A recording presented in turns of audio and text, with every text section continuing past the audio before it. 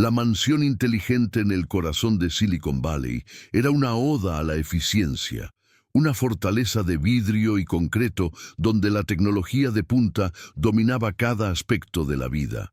Pantallas táctiles, automatización y un diseño futurista creaban un ambiente aséptico y ultraconectado. Aquí vivía Andrés Castro, 38 años, un magnate tecnológico, CEO de una startup multimillonaria, que había construido su fortuna diseñando el futuro digital. Vestía con una elegancia moderna y discreta, pero su mirada estaba permanentemente exhausta por la presión y una preocupación que no podía programar ni solucionar. Para Andrés, la casa y su vida eran sinónimos de eficiencia, una perfección helada que ocultaba un profundo fracaso paterno, el de no poder evocar la emoción más básica en su propia hija. La niña era Isabela Castro, de 2 años, una bebé de facciones delicadas, que se movía por el suelo radiante de la mansión con una apatía constante. Su característica más inquietante era su rostro perfectamente vacío, sin respuesta a sonrisas, muecas o juegos. Era funcional, caminaba, comía y dormía, pero emocionalmente estaba desconectada. Los especialistas pagados con el inmenso capital de Andrés habían hablado de un posible desenganche neurológico, una desconexión que el padre, con toda su genialidad innovadora, trataba casi como un bug que los expertos debían corregir. La tecnología que Andrés había dominado era inútil contra el aislamiento emocional de su hija, un contraste desgarrador de la narrativa. Andrés, en su contradicción interna, podía programar máquinas para interactuar y sentir, pero no había logrado conectar con Isabela desde que su esposa había fallecido poco después del parto. Había tratado el dolor de la pérdida y la apatía de la niña con la misma mentalidad, con dinero, eficiencia y la eliminación de cualquier recuerdo visual de la madre, tratando de seguir adelante sin procesar el luto. Para él, Isabela era un enigma médico, no un alma que necesitaba una ancla afectiva que la conectara con la memoria de su madre, una ancla que ni la ciencia ni el dinero habían podido proporcionar. En esta casa de la alta tecnología trabajaba Verónica, una mujer de 55 años, de origen indígena mixteca de una región montañosa de México. Ella era la antítesis de la mansión. Sus manos estaban curtidas por la vida y el trabajo, su rostro arrugado por el sol, pero sus ojos eran cálidos, y su voz, aunque rara vez se usaba en los silencios asépticos de la casa, era melodiosa. Verónica no entendía nada de tecnología de punta, de apps o de la web 3.0, pero entendía de almas, de luto y de la sabiduría ancestral que la riqueza moderna había olvidado. Ella era el ancla de humanidad en la mansión de la frialdad. Esa tarde, Verónica se encontraba limpiando la inmensa sala de juegos de Isabela, un cuarto equipado con robots de juguete, tabletas educativas de última generación y sensores de movimiento. Era un lugar donde la tecnología intentaba reemplazar el afecto. Distraída por la rutina mecánica de su trabajo y sintiendo la soledad del lugar, Verónica comenzó a tararear suavemente para sí misma una vieja canción de cuna en mixteco, una melodía de su pueblo que le traía un consuelo inmemorial y sencillo, un bálsamo para la soledad de la casa. El momento de la ruptura fue el sonido inesperado. De repente, un sonido agudo y cristalino cortó el silencio robótico de la sala. Una risa.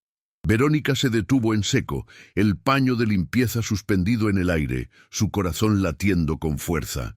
Se giró lentamente hacia donde Isabela estaba gateando apáticamente hace un momento. La bebé estaba sentada, mirando directamente a Verónica, y su rostro, que Verónica había visto perfectamente vacío durante meses, estaba abierto en una sonrisa amplia y clara. La risa se repitió, una risa aguda y clara que resonó en el cuarto de juguetes de alta tecnología. la primera que Verónica había escuchado de la niña. El rostro de Isabela estaba iluminado. Sus pequeños brazos se extendían hacia Verónica. El choque de la alegría de Isabela, la visión del rostro finalmente expresivo de la niña, fue la quiebra emocional que paralizó a Verónica. Un milagro que la tecnología de la casa y el dinero de Andrés no habían podido comprar en 2 años. Verónica no dudó. Con la certeza de la intuición ancestral, repitió la melodía, esta vez más fuerte. Isabela respondió con otra carcajada y pequeños aplausos. La conexión era innegable. Inmediata y, para Verónica, cargada de un significado profundo, el dialecto, la memoria ancestral y la voz, que Andrés había eliminado, era el código de activación para el alma de la niña.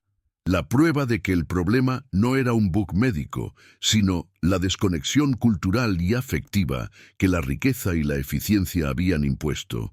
La risa de Isabela, activada por el mixteco, es el punto de quiebre.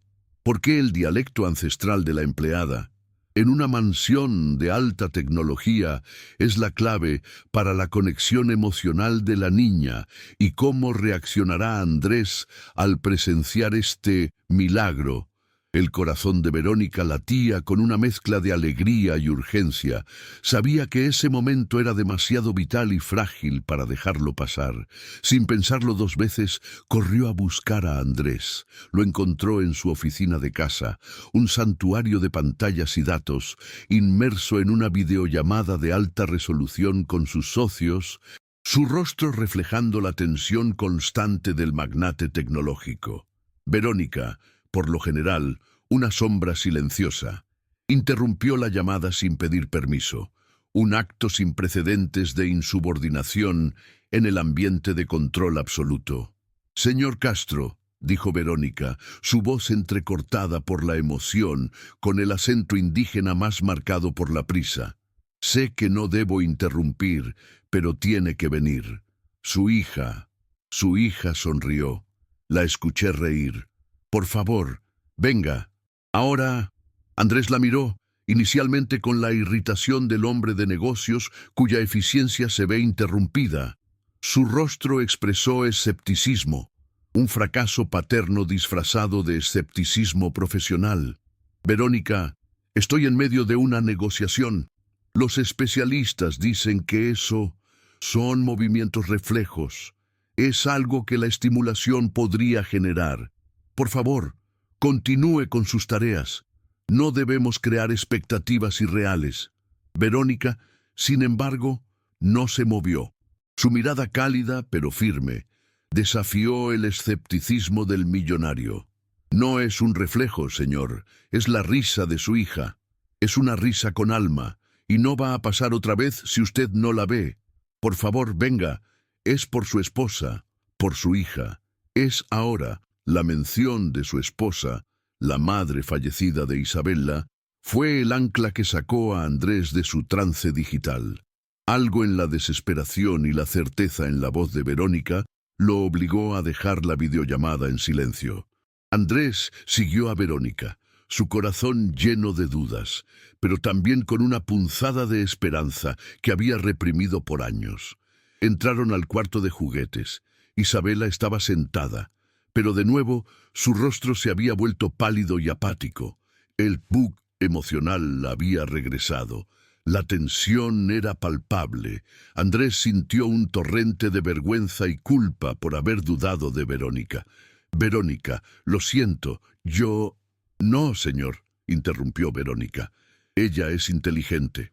Ella sabe que usted no cree, pero escuche». Verónica se arrodilló suavemente junto a Isabela y con una melodía sencilla y repetitiva comenzó a cantar la vieja canción de cuna en mixteco. La lengua ancestral, el idioma de su pueblo de Oaxaca, llenó el cuarto futurista y el milagro se repitió. Isabela levantó la cabeza, su rostro se iluminó y una risa cristalina y fuerte llenó el espacio. Extendió sus brazos hacia Verónica, con un puro acto de conexión que superó toda la tecnología y la ciencia que rodeaba la escena. Andrés, el magnate que construía el futuro digital, se paralizó. Al ver el rostro finalmente expresivo de su hija, experimentó una oleada de amor y gratitud intensa, mezclada con la vergüenza de su propia ceguera. Él había gastado millones en terapia neurológica, en juguetes inteligentes y en médicos. Y la solución era una canción de cuna simple, en un dialecto que él ni siquiera sabía que existía. El problema de Isabela no era un fallo médico, era la desconexión cultural y afectiva que él había impuesto al limpiar la memoria de su esposa. Con lágrimas silenciosas en sus ojos, Andrés se sentó en el suelo de mármol pulido, su traje de diseño en contraste con la sencillez del momento. ¿Qué está cantando?, preguntó Andrés. Su voz era un susurro roto. «Es la lengua de mi pueblo, señor», respondió Verónica, su voz llena de calidez. «Mixteco. Es el idioma de mi madre, y sé que es el idioma de su esposa. Ella me dijo antes de morir que venía de una región de México donde se hablaba este dialecto. Ella era de Oaxaca. Yo nací en Oaxaca. Su esposa, señor, era una de las nuestras». La revelación de la conexión de su esposa con la cultura de Verónica golpeó a Andrés con una fuerza abrumadora. Él había conocido a su esposa en Harvard. La había conocido como una mujer moderna y brillante, y había ignorado por completo la profunda raíz cultural que ella había llevado consigo. Una raíz que ahora, en la voz de Verónica, era la clave para la salvación emocional de su hija. El luto de Andrés no fue solo por la pérdida de su esposa, sino por la pérdida de la herencia cultural que él había borrado en su búsqueda de la eficiencia y el futuro. La decisión importante de Andrés fue inmediata. Se puso de pie, su rostro tenso por la culpa, pero firme en la resolución. «Verónica», dijo Andrés, con una claridad que usaría para cerrar un acuerdo de miles de millones, «usted no es más la empleada, usted es la cuidadora exclusiva de mi hija, su tutora, la vamos a necesitar. Necesito que le hable a Isabela, que le cante, que le transmita lo que yo borré. Y yo voy a aprenderlo. Yo voy a honrar la herencia de mi esposa». El conflicto externo ya se estaba gestando. Un mensaje de texto de su cuñada, una mujer de la alta sociedad moderna, apareció en su reloj inteligente. «¿Qué hace esa señora indígena en el cuarto de Isabela? Recuerda que tienes una imagen que mantener, Andrés. No caigas en sentimentalismos primitivos». La tensión externa era clara.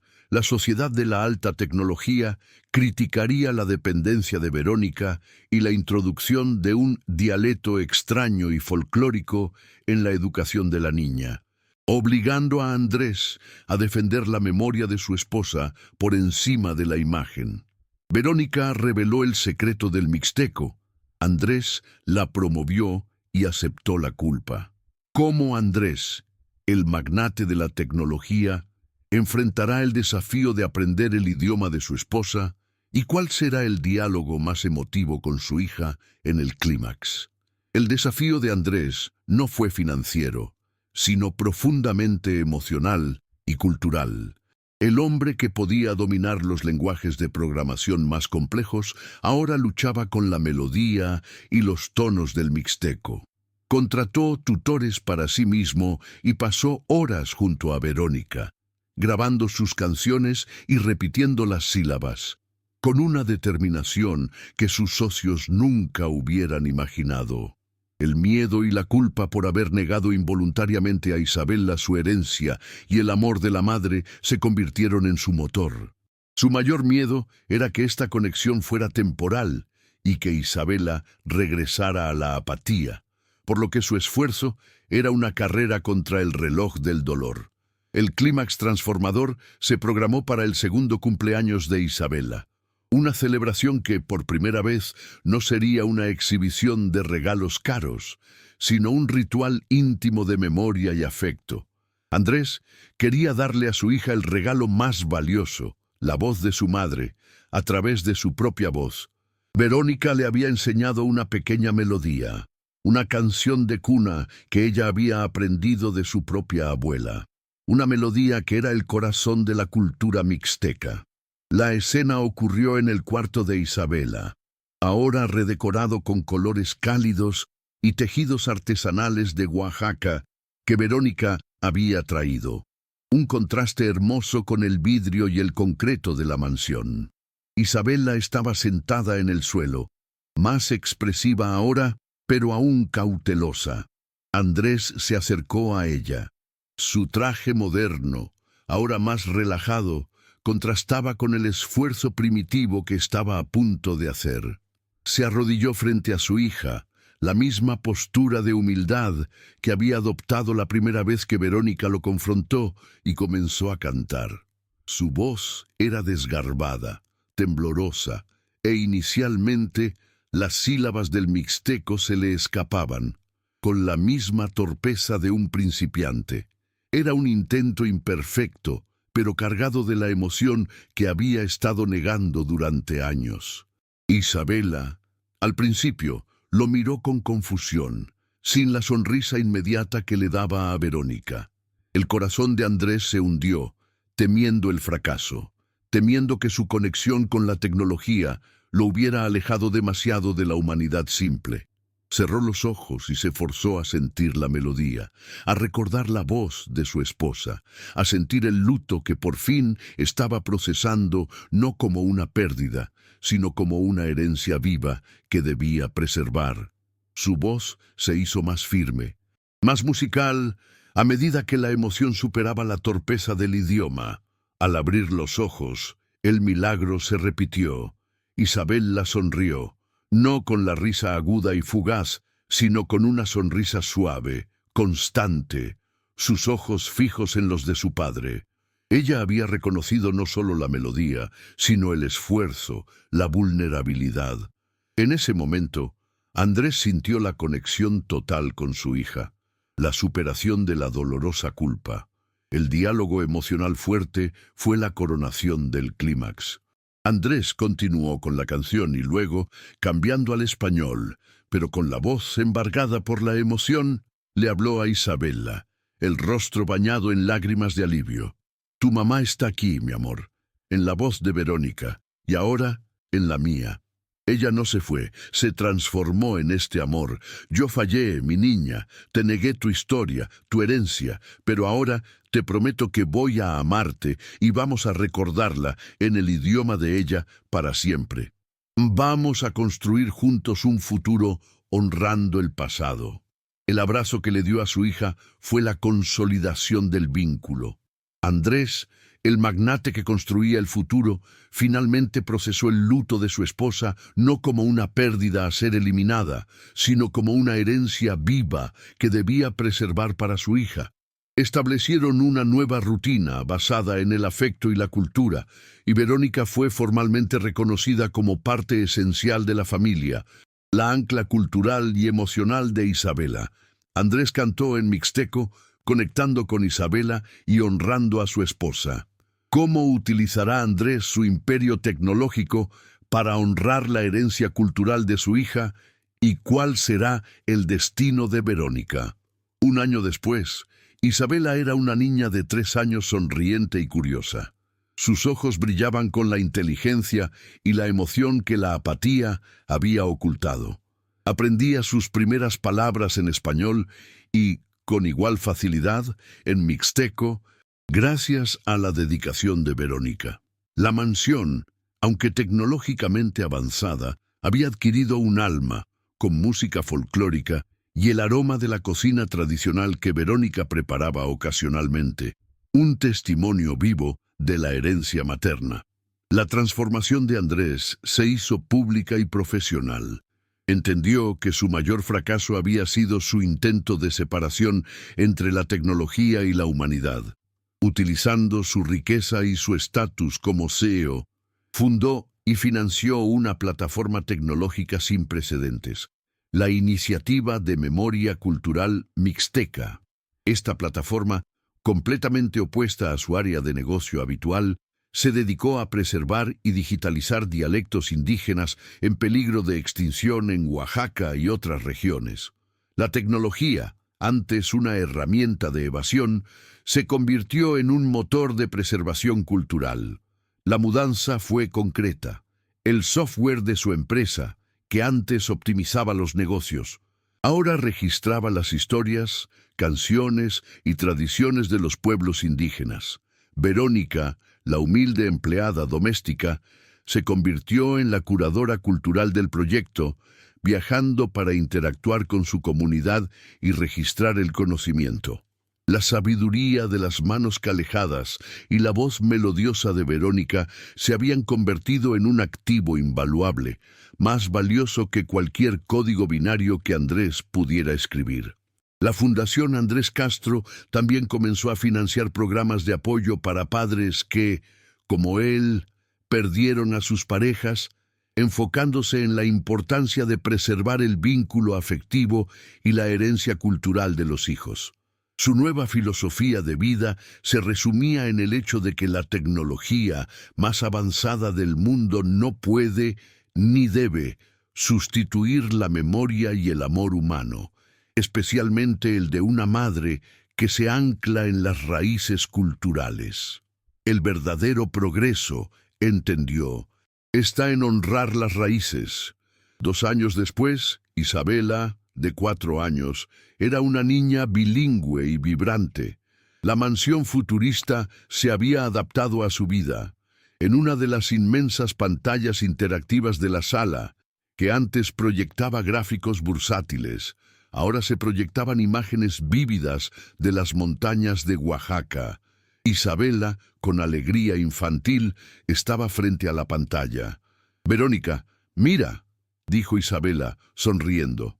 Ella estaba enseñando a su antigua tutora, ahora su abuela cultural adoptiva, las palabras en mixteco que había aprendido de las grabaciones de la propia Verónica en la plataforma digital. La niña enseñaba a la anciana en el idioma de su gente, un ciclo de aprendizaje invertido lleno de amor. Andrés, ahora un hombre con un verdadero brillo en los ojos, observaba la escena. Había dejado las gafas de sol. Había aprendido que el miedo a la vulnerabilidad es más dañino que la peor pérdida. Al ver a su hija conectada a su pasado, a su cultura y con un futuro emocionalmente seguro, entendió que la verdadera conexión es cultural, afectiva y que la única forma de construir algo duradero era con amor. El magnate que no podía programar la felicidad había encontrado la clave en la sencillez de una canción de cuna ancestral. El magnate de la tecnología finalmente entendió el valor de las raíces culturales. Si usted fuera Andrés, ¿qué consejo daría al mundo sobre el equilibrio entre la tecnología, el futuro y la memoria ancestral, el pasado, después de la curación de Isabela?